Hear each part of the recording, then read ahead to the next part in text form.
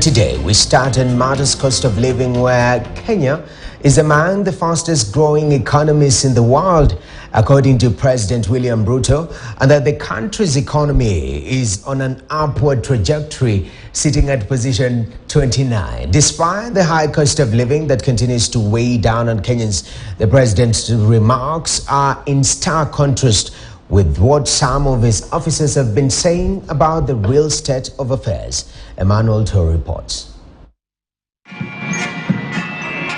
President William Ruto has yet again come out on the defense of the country's economy, terming it one of the fastest growing globally.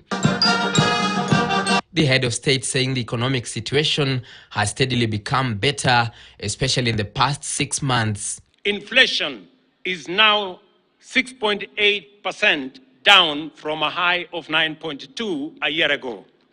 In the last 6 months, our GDP has grown at a rate of 5.4%, making Kenya the 29th fastest growing economy in the world, according to the World Bank. There is no question about it. What we have done together, the price we have paid together, and the sacrifices we have made together have rescued our country from an economic catastrophe. President Ruto also announcing the country was out of the debt distress, despite the country's debt crossing the 10.5 trillion shillings mark. I can now confirm, without fear of any contradiction, that Kenya is safely out of the danger of debt distress and that our economy is on a stable footing. Ruto also said his government had cut down its expenditure in order to stabilize the economy. We have had to cut back significantly on expenditure and to defer the implementation of critical development programs to stabilize our economy.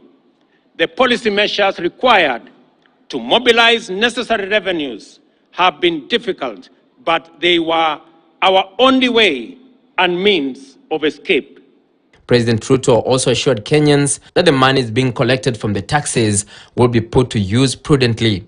The president's position on the state of the economy, however, did not touch on the issue of the rising cost of fuel, which continues to be a thorn in the flesh for many Kenyans. Share the truth, say kimeumana.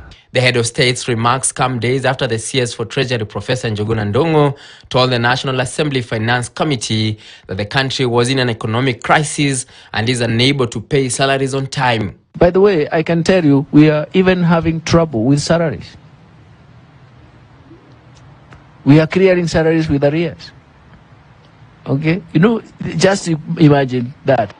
And yet again, the government has promised to address the issue of the high cost of living, promising to protect all the taxes collected from Kenyans and promising better days in the current administration.